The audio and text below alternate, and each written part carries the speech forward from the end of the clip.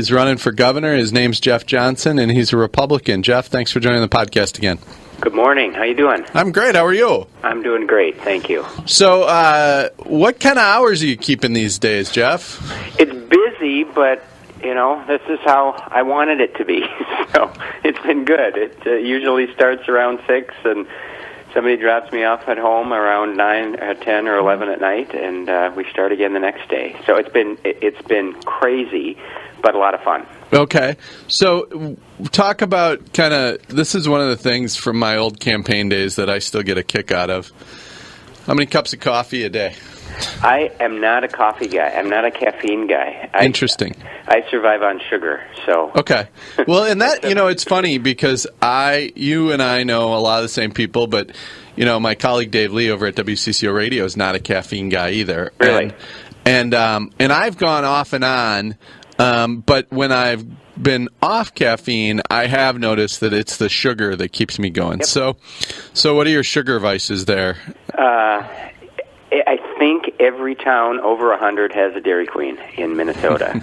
So that is a fairly regular stop for us, which isn't the healthiest dinner, but that tends to be the substitute frequently. But I'll grab whatever satisfies my sweet tooth when we're running around and don't have time to stop and eat. Well, I hope you haven't been using your credit card too much. Just kidding. No, I haven't. Little data breach at Dairy Queen for those listeners who haven't been following the news out again this morning. Let's dive into where this race is. You got the endorsement from the Republican Party. You had a very competitive primary, and you obviously understood that, Governor Dayton was going to be a formidable foe as an incumbent DFLer in a state that, leans a little left. Where do you see the race internally? What's the spirit in the campaign? And do you think you're where you wanted to be? Are you a little ahead or a little behind of where you thought you'd be? I think we're probably about where we thought we'd be, and if I had to guess where we are, we're somewhere in the 7 to 8 range, probably back. I think we've had 7 polls in the last month, and if you average them all out, I think we're 8.2 back or something like that. And the last one was a week ago. None of them came out after we'd been on TV for any length of time. I think the last 2 that came out we'd been on for 3 days or something like that. So most people probably hadn't seen our first ad. Our second ad came out yesterday. And we have absorbed close to $2 million in negative ads over the past couple months. So we actually thought early on that we'd be down by 14, 15 points, which would be consistent with post-Labor Day for Emmer and for Hatch behind Pawlenty 4 years before that, since Pawlenty had the name recognition. So being in the probably the mid to upper single digits, I'm good with that because we are finally running on all cylinders from a TV standpoint. We'll be solid as long as I keep raising money. We'll be solid all the way through Election Day. I think the debates, while not tons of people watch them, people do see them and talk about them with other people. I think they'll be positive for me. And there just seems to be, I would say maybe a week and a half to 2 weeks ago, all of a sudden a change in momentum. People started paying attention. And I believe if people pay attention, I'm going to win. If they don't, probably not. It's interesting you say that because I don't know if it's been a week and a half or 2 weeks, but it's certainly been in the last week that I think people have started to engage. And there was a Wall Street Journal headline earlier this week that really kind of summed up where I've thought, all campaigns were, but certainly in Minnesota is American voters are excited about ... nothing. And, I think a lot of the spillover from Washington kind of affects people. One of the things that I, want to talk about, and we're going to play your latest ad here in a little bit, but one of the, there's a few issues that obviously Republicans are pretty fired up about this year. MNsure, the Senate office building, things like that. Yep. Other than those issues, what are the issues that you really want to work on or that people are stopping you on the street to talk about? Because I got to tell you, when I'm at a hockey rink or a soccer field, those are not the issues that people talk to me about because I think people are almost, exhausted from those issues. Yeah, I think so too. People, I don't hear the Senate office building and some of those smaller issues that I think are good symbols of poor priorities that we bring up. I don't think people are in their everyday lives are talking about that. I do hear about health care a lot, though. That does come up on the football field for me with other parents. There's a real concern about that, whether you're in MNsure or not. But the other issues that are coming up frequently, this is maybe a little more so in greater Minnesota than in the Twin Cities, but people are really worried about jobs, and there's no question that comes up more often than anything else. And I think there's an understanding that we have become uncompetitive in Minnesota when it comes to job creation and encouraging entrepreneurs to start a little business here that might grow into something big.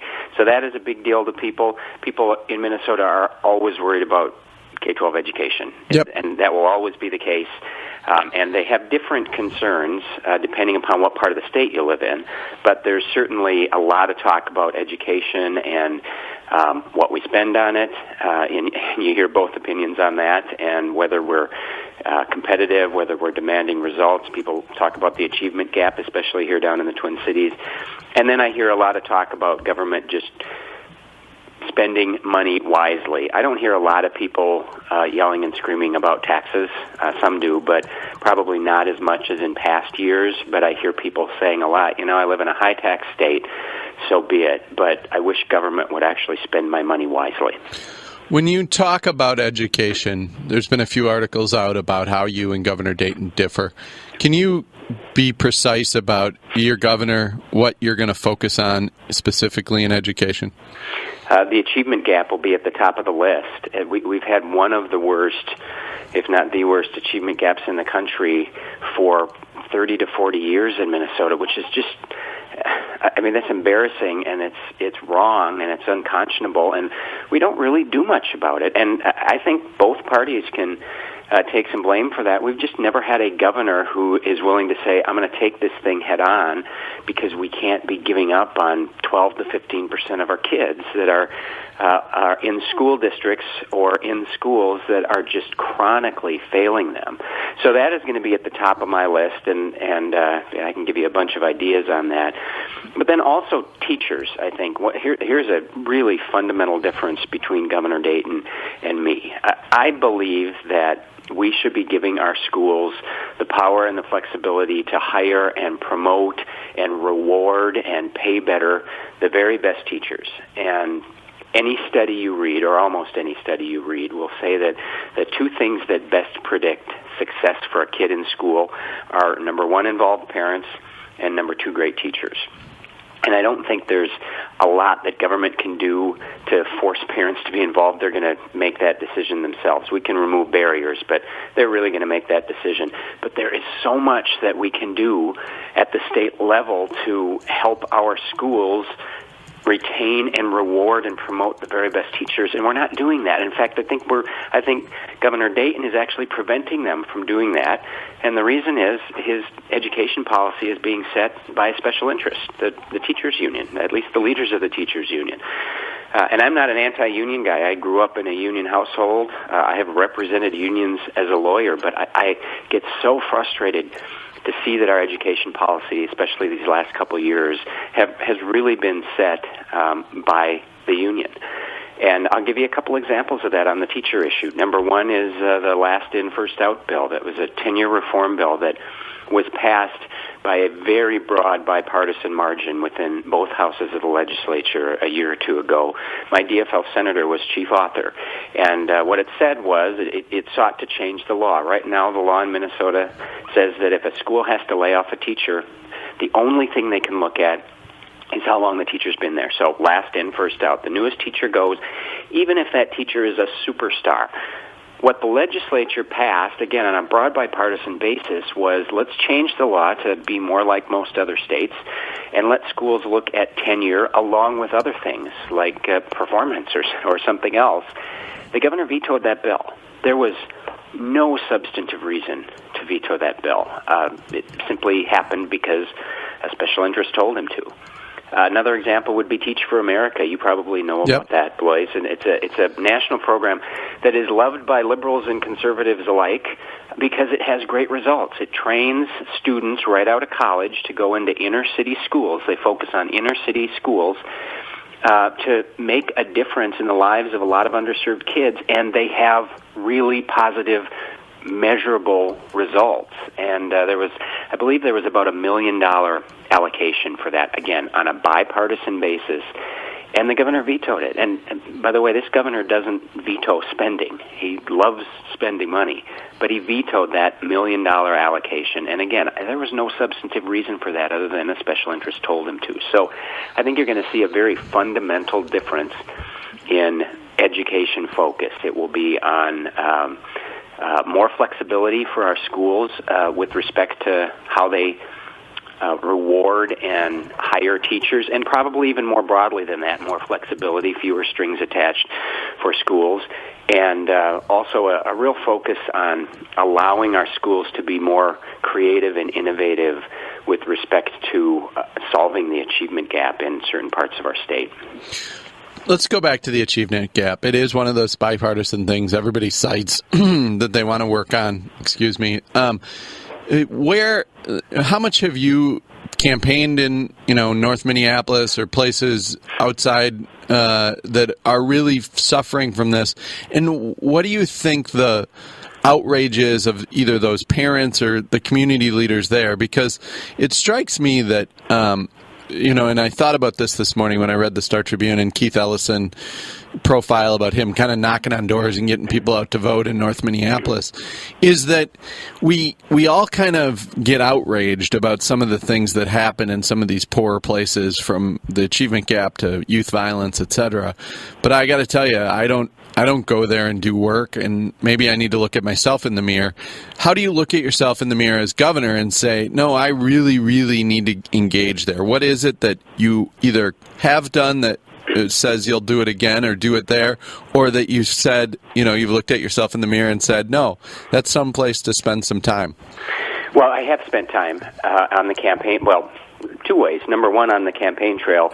It's a big state, so we try to get somewhere different every single day. We were up on the range early this week. We were up in Moorhead a couple days ago. But I have spent time in both Minneapolis and St. Paul, and particularly trying to go to larger events of new immigrant communities to kind of figure out what it is that they're looking for. How can government serve them better? How can we make the programs that they are served by government work better? How can we make their schools work better? Because, frankly, I think a lot of those parents have better ideas than I do. So whether it was, we must have spent 6 hours at Somali Independence Day a couple months ago. I was at the Juneteenth Festival in North Minneapolis, which was interesting because that's an African American celebration that celebrates I think it's the end of slavery in Texas for whatever reason. But I was there. Al Franken was there, Tina Smith was there, Keith Ellison was there. I think every DFL representative and senator from Minneapolis was there, and I was there. And I think a few of those Democrats practically had a brain aneurysm because I was there. I clearly wasn't supposed to be there in their minds, and we spent several hours there. I think I talked to pretty much everybody who was there, and it got a lot of ideas. Am I going to get a ton of votes out of that? No. Am I going to, compete in North Minneapolis? I'm sure I'm not. But if you do, Mark Dayton's in deep trouble. Right. That's breaking news here on the Daily Agenda. Right. But can we do a little bit better? That is one of the goals. But also a goal is to just see what you can learn. And so I have spent time as a candidate, but I think probably more importantly than that, as a Hennepin County Commissioner, I'm in Minneapolis every single week.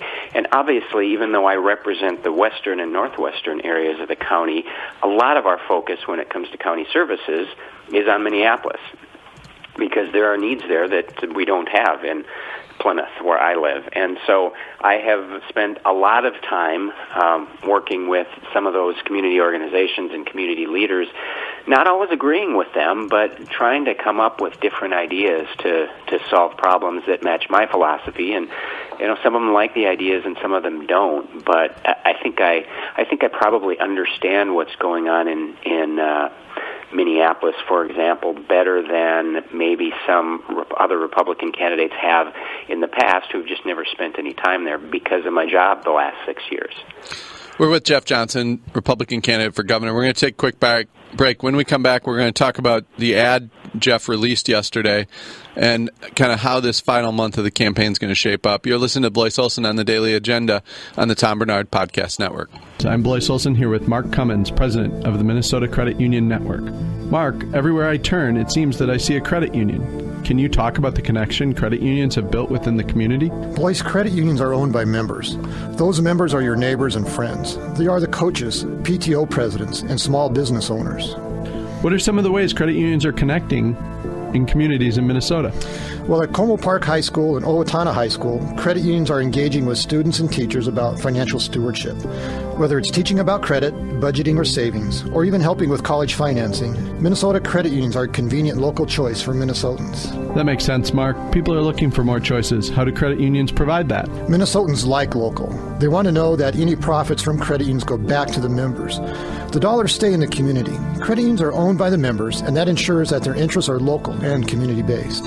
Thanks, Mark. For more information, visit minnesotacreditunions.org. Welcome back to the Daily Agenda. Next Tuesday, Mike doesn't qualify, I don't qualify, but if you're bald, you eat free at the Blue Plate restaurants. It is Bald and Free Day at the Lowry, at the Longfellow, at Highland Grill, at Edina Grill, at Three Squares in Maple Grove, at the Free House, or at Scoozy. Blue Plate will be accepting donations for Locks of Love, but this is a tradition at Blue Plate from owner David Burley, who's a little follically challenged, I guess those people say. But if you're bald, you eat free next Tuesday at the Blue Plate restaurants. And one of their new features that you could have this weekend or next week, pancakes a la pumpkin. Pumpkin pancakes for fall. Mike, I'm looking at you. I think there's a brunch in your future. I think there is, too. Make sure you let the Blue Plate folks know you heard it on the Daily Agenda. They've been great for this show, and we'll continue to make sure you know what's going on at all those Blue Plate restaurants. We're back with Republican candidate Jeff Johnson, and we're going to play an ad the Johnson campaign released yesterday that really shifts the tone of this race, and I want to talk to Jeff about it. Mike? Unaware of bonuses for his failed Obamacare bureaucrats, not even knowing what's in the bills he signed. $500 million taxpayer dollars to the Wilfs after they committed civil fraud and racketeering. I was not aware at all. What is Mark Dayton aware of? Minnesotans deserve an engaged governor who knows what's going on and what's in the bills he signs. I'll be a 24/7 leader who owns his decisions. The buck stops with me. Jeff Johnson for governor. Jeff, you and I have known each other a long time, and I know that Outside Money, Alliance for a Better Minnesota, have said some things about you that probably aren't necessarily always accurate, or the tone of their ads has been meant to define you in a certain way. You really came out of this primary with a very kind of positive tone, almost a very Minnesotan. We're going to just talk about this. This ad shifts that. Is that a new shift in strategy, or is that just the nature of this race now?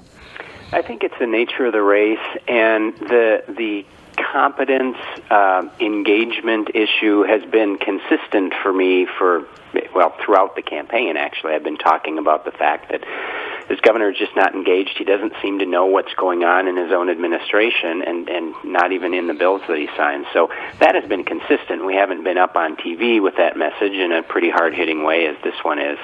So it's been the nature of the race on the other side since the day after the primary. We've actually have absorbed almost $2 million in really negative, and I would argue quite false ads, especially on the K-12 education issue, since the day after the primary, and really almost nothing from outside groups trying to define Mark Dayton in any certain way. I think there's been about $200,000 spent, so we've been outspent about 10 to 1.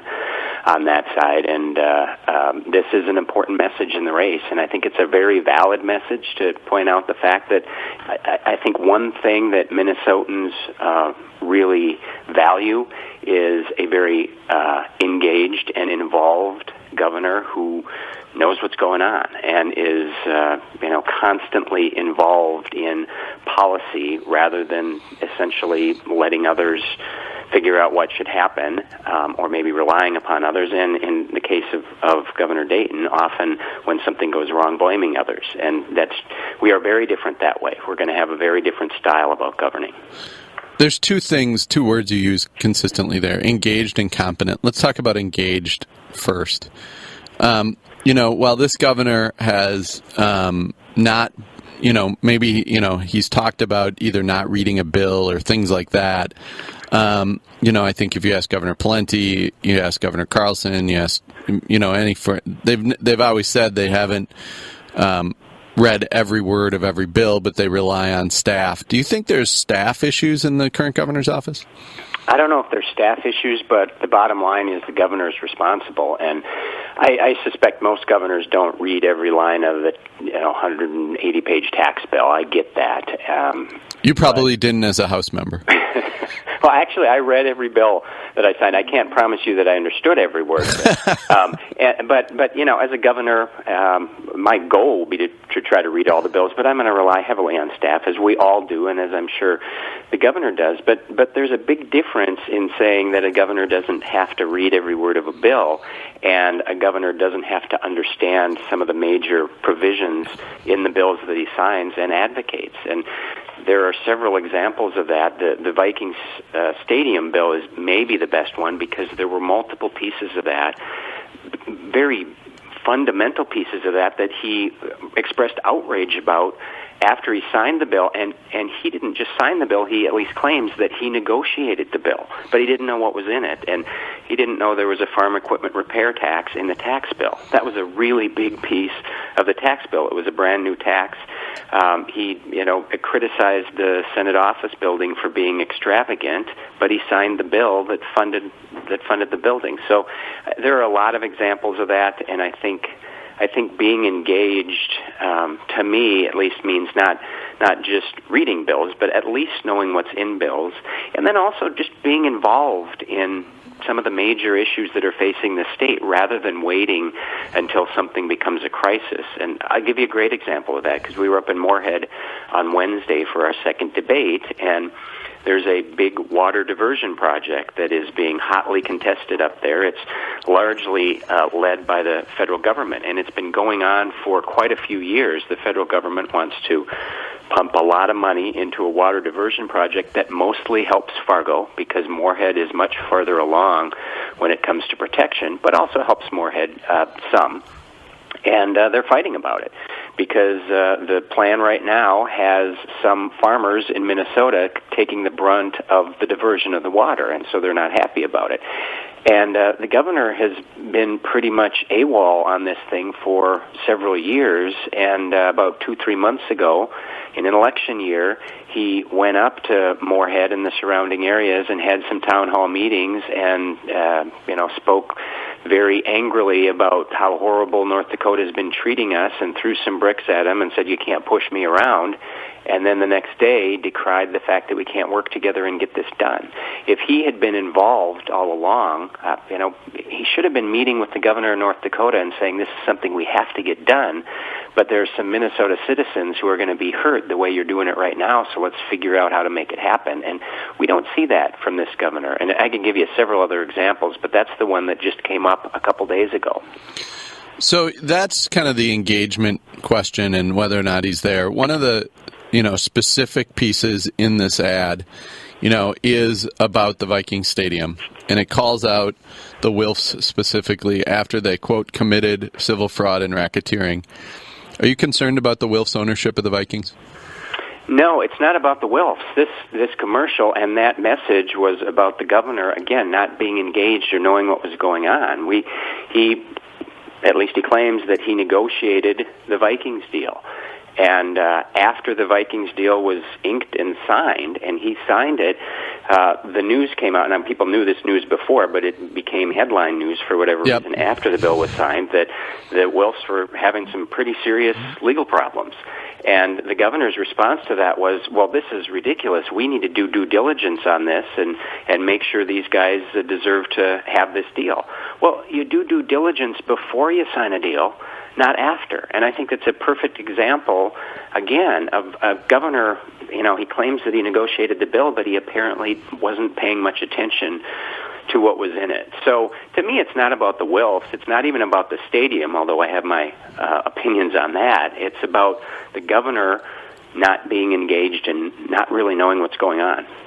Okay, you said it. You have opinions on the stadium. There are cranes all over Minneapolis. The Vikings are 2-3. Adrian Peterson's in deep water. What's your opinion on the stadium?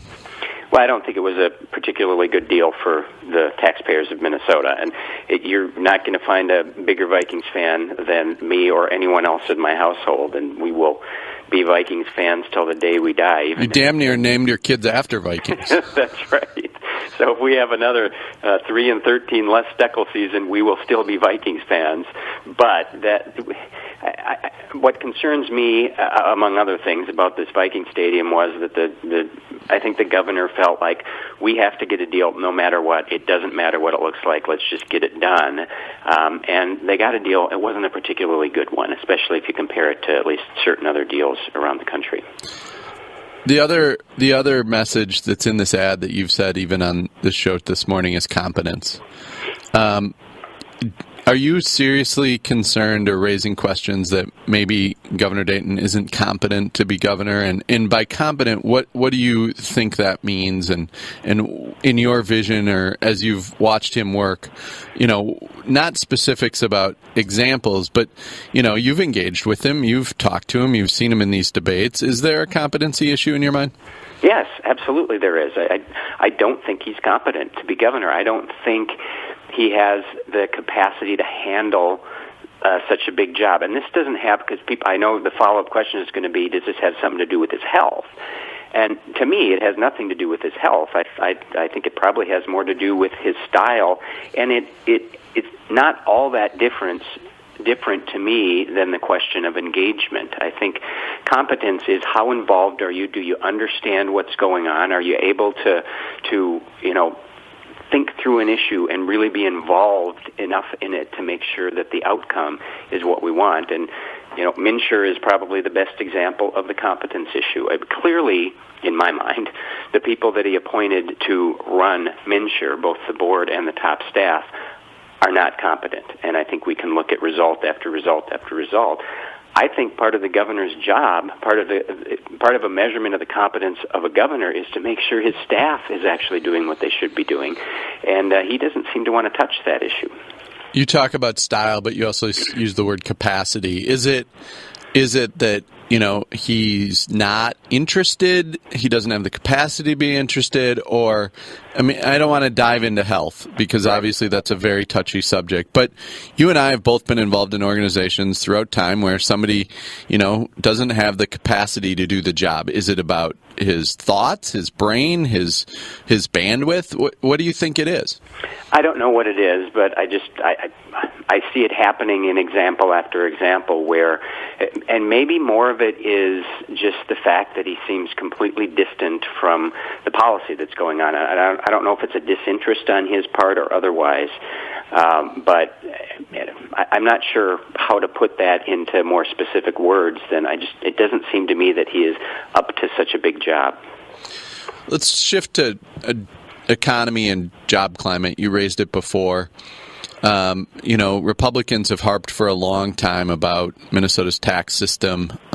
It's obviously front and center this year with Medtronic and some of the other issues, and obviously the taxes that have been increased and then cut. And but overall, throughout time, Minnesota has had a relatively strong economy. It may not peak like Silicon Valley, but it doesn't crash like Florida real estate.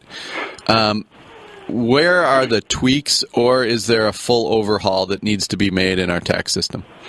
I think there is a full overhaul that needs to be made, and you bring up an important point. We have, as a state, for decades, been able to weather recessions better than most other states, as we did this time. I think we came out of it, went through it, certainly with some problems and some issues, but less than a lot of other states. And part of that is because we have a history of a very strong business community, more Fortune 500 companies per capita than most other states, although that has changed. We've lost 4 in the last 3.5 years under Governor Dayton.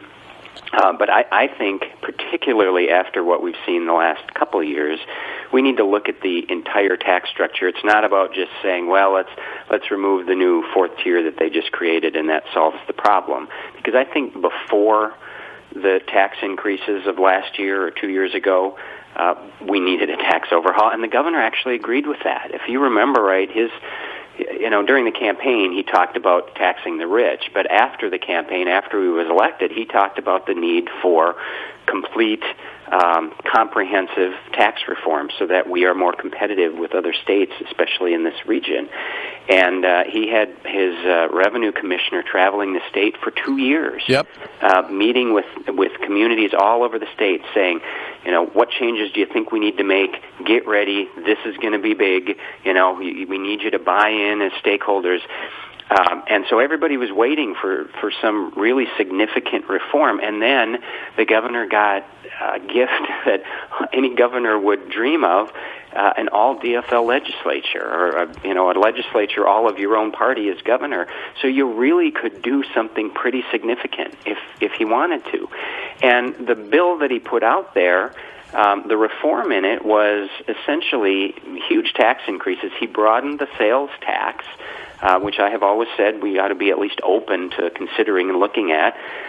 So I give him credit for that. But then he created these business-to-business taxes that everybody on both sides of the aisle agreed were terrible policy, and a whole bunch of new taxes like the warehousing tax and the snowbird tax and the farm equipment sales tax, repair sales tax, and the list. It was a menu from the buffet of taxes that they just threw in there to increase revenue, not to reform the tax code. So that was, that in itself was such a disappointment. And then, of course, he got beaten up really heavily for a lot of those and pulled a bunch of them out, and then they reversed themselves on a minority of them the next year. But I think most people agree that it's not about tweaking. We really need to look around, especially around the Midwest, and see what other states that are succeeding are doing with respect to taxes. And we're never going to be South Dakota. That's just not who Minnesota is, and I completely understand that. We're not going to be a no-income tax state.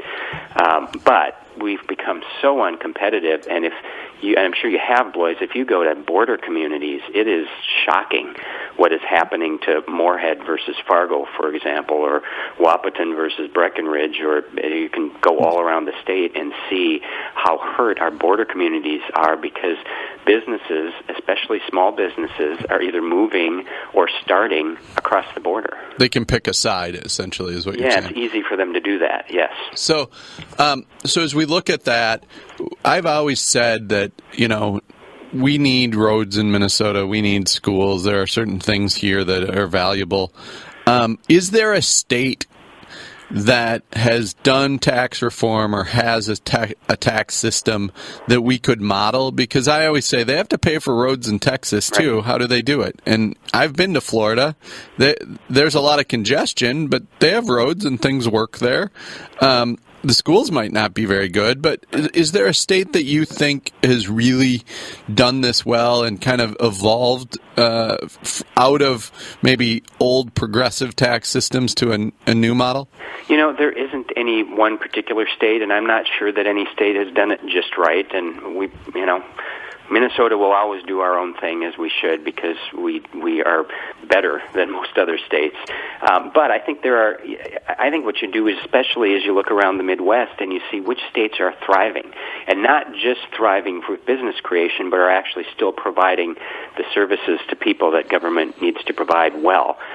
Indiana would probably be a pretty good example of that. I think Iowa is a pretty good example of where they've made some changes, and I think they're succeeding. North Dakota is an interesting example. They're doing better than almost any state in the country. Of course, they have a natural special resource. Right. They have a special situation there. By the way, we have a natural resource, too, up in northern Minnesota that we're not at all taking advantage of in the copper and nickel mines up there. So we could be a little bit more like North Dakota that way, but that's a different issue. So, I would look around, and I'm not going to say, well, let's start with what Michigan has and go from there, or whatever other state. I will tell you, though, that there are a couple of Minnesota studies out there. I don't know if study is the right word. Working group reports out there. The Vekich report that came out during the Palenti administration that had a lot of good ideas in it. Not all of which I agree with, by the way, but a lot of good ideas in it, and that got shelved, because usually reports do. And there was a property tax working group report. Both of these were bipartisan groups that came out 2 or 3 years ago. So the first one was under the Palenti administration. This one was under the Dayton administration. That also had some good ideas in it that I think at least are starting points for us. And that report is also sitting on it, probably on the same shelf as the Palenti report is. And we had to pull them out and say, let's figure out of these things, what can both sides agree on? Because I'm going to have a DFL Senate for sure, and anything that I propose is going to have to be a bipartisan proposal if we actually want it to happen. I want to talk about the Vekich report because you brought it up, and I look at this in my kind of following of Minnesota politics as kind of, you said there's some things in there you don't agree with, and I don't expect you to hash out the Vekich report, but I think in principle there's something I want to bring up. So the governor appoints Mike Vekich, who's a really smart guy, to lead a commission to make some recommendations. And essentially, he's the governor's guy. And then the governor himself disagrees with the recommendations. As governor, do you approach that differently than Governor Palenti did? Or do you, because of the politics of maybe the tax increases that Vekich recommended, have to reject some of it? Or do you tell whoever you appoint to do that, look, come back to me with reform, but it can't have tax increases in it? How do you handle something like that? Because that always made me, smile, was that Palenti appointed this task force. He did the same thing on stadiums and then kind of rejected the task force's recommendations. Yeah, well, I think one thing, at least I would do, is if I'm going to have a task force, I've been on task forces, so I know how... I'm sorry. I know. Well, it's horrible because you spend all this time, and oftentimes you know that all this really is just trying to put things off for a while, and nothing's going to happen with it. And I would say that most of my task force experiences have ended up that way. So I go into it recognizing that, and if there are really basic principles that I'm not going to be able to get past, or basic barriers that I'm not going to be able to get past, I will absolutely let them know right off the bat and tell them I'm not interested in increasing taxes overall. I mean, if we're going to increase one and cut one and make it revenue neutral, that's something that I would absolutely consider. But at least right now in Minnesota, we don't need overall higher tax burden. I happen to think it should be lower. And so if I have a task force or a group, they need to know that right off the bat, because I don't want something that I can't support. That's not the right starting point for negotiation. It at least has to be something that I can live with. And then there are always going to be pieces, because you don't appoint a task force if they're only going to do exactly what you want. Then I might as well just write the bill and move on. So there are always going to be pieces that I might not be comfortable with. Yep. But at least it's a starting point for then sitting down with the other people who you need to actually get something passed and say, all right, where do we go from here? What pieces of this can we all agree on, at least as our starting point, and then start hammering out the rest of the details. Let's talk about roads. And I know you only have about 10 more minutes left. So as we talk about roads, Wednesday's debate in Moorhead, Governor Dayton came out and said, he supported a gas tax increase. He, quote, clarified his role yesterday. roads is one of those issues, and transportation is one of those issues that comes up at the soccer field or the football field or the hockey rink because, you're usually scrambling to get there and there's some kind of congestion, especially for that 5:30 game or 5:15 practice. What's your roads plan? How do we fast track it? Because even business says they don't support necessarily a gas tax increase this time, but we got to fix our transportation system because it's costing us money in commerce. I don't believe that we need a gas tax increase. I don't believe we need to increase taxes, period. We had the biggest tax increase in state history a year and a half ago. And to argue that there's not enough money in there to fully fund our roads, I just think that I think the biggest problem we have in government, especially right now, is setting priorities. And to some people, like the governor, they roll their eyes and say, oh, that's too simplistic. But it isn't. When we go from a $30 billion biennial budget to almost a $40 billion biennial budget in 4 years, it doesn't suggest to me that we don't have enough money in the system. We've just got to be smarter about how we spend it. So that is, first and foremost, we've got to prioritize those things that we can at least all agree are most important. And I think almost everybody would agree that roads and bridges, there are exceptions to this, but the vast majority of the decision makers will agree that roads and bridges are falling behind, and I will be chief among them. And if we actually start putting our transportation focus there, rather than where all the energy is right now. This is my life on the Hennepin County Board. It's light rail, it's commuter rail, it's high-speed rail, it's streetcars, it's trolleys, it's bike paths and sidewalks and complete streets, which is everything but the street, I've come to learn. It's exactly backwards, and the top priority has to be on roads and bridges because everybody relies upon that. Now, having said that, that is an important starting point. That's probably not going to get us there alone, especially in divided government. So we do have to actually find another source of funding. And I've long been a believer, even back when I was in the legislature, that more of our bonding bills should be dedicated to roads and bridges. Very, very little of our bonding bills are dedicated to that. We will probably require a constitutional change in order to do it in a big way, because right now you can't use GO bonds for state roads. Yeah.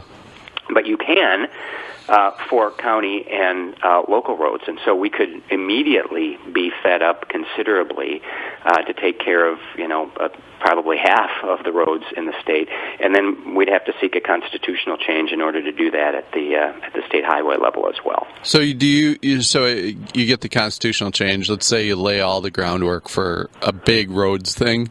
Do you double down on bonding to get to, the $5 to $10 billion over the next 10 years that we're going to need?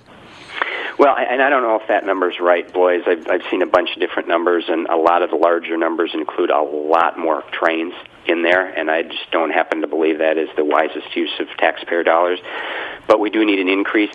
By doubling down, I don't think so, depending upon what you mean. I don't think we need to have a $2 billion versus a $1 billion bonding bill. I think we need to make tougher choices, though. And I know when I brought this up before, the governor said, well, you live in fantasy land because there's no way we can not fund all the other things that we have in the bonding bill.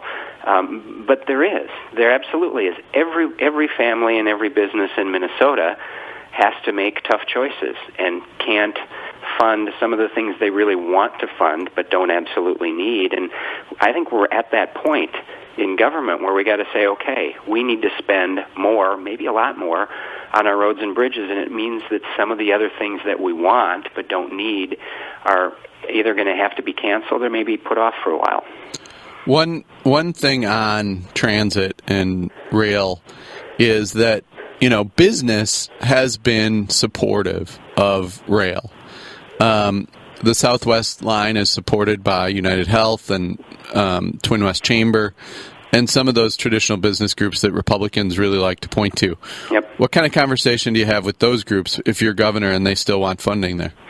I've had the conversation with them already multiple times, especially as a county commissioner, because we deal with a tremendous amount of transit on the county board. And I'm always open to listening, but my position on trains is show me the cost-benefit analysis for the taxpayer on these. And if there's a light rail for example, that has a reasonable cost-benefit analysis. In other words, it's going to actually relieve congestion in the metro in a way that is maybe comparable to the amount of money we're spending both to build it and to subsidize it every year. Mm-hmm. I'm all ears. I really am. I rode a train every day when I lived in Chicago. I haven't seen one of those reports yet that makes sense to me. It certainly doesn't make sense for Southwest when we're going to spend upwards of $2 billion to build it and somewhere between $20 and $30 million to subsidize it every year. And it's really going to do nothing to relieve congestion. It's about other things.